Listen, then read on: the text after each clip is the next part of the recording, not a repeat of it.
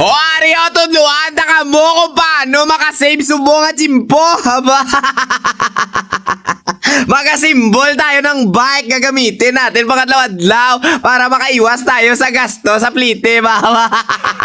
Gago! Ara naman.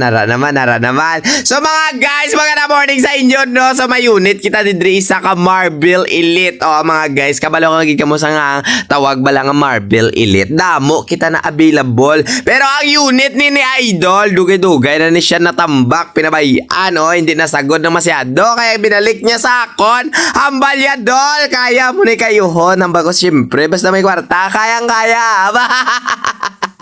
Ayun, ripota.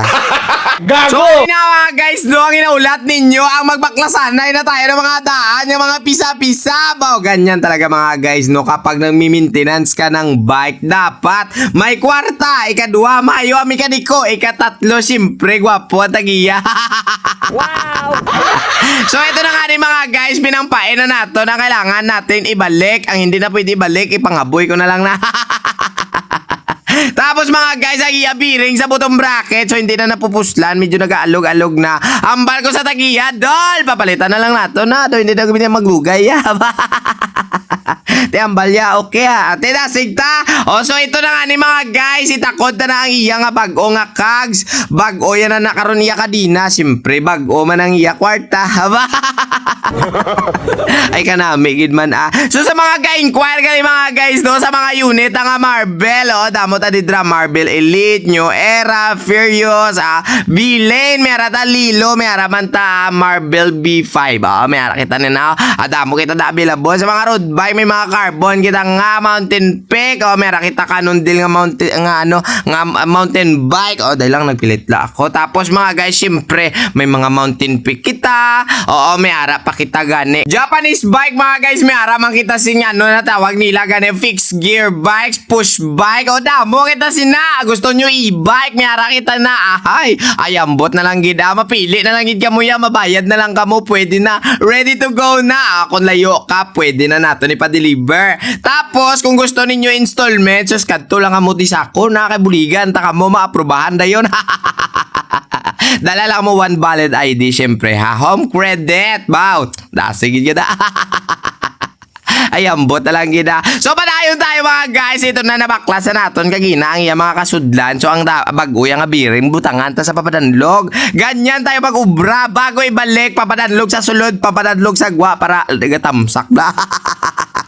Ay animal.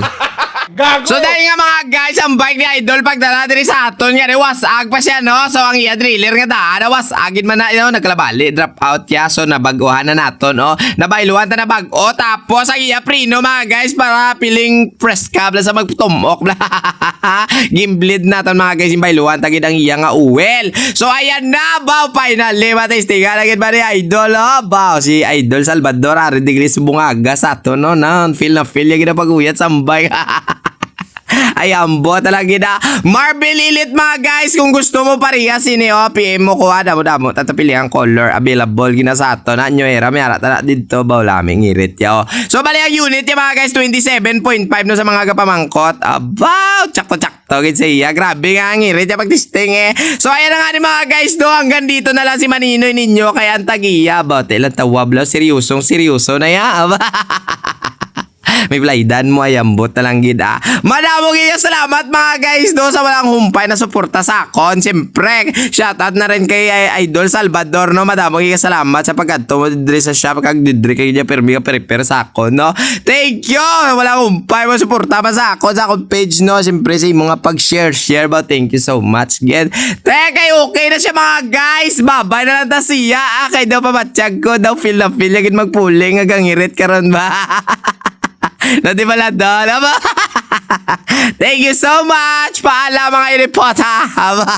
Animal.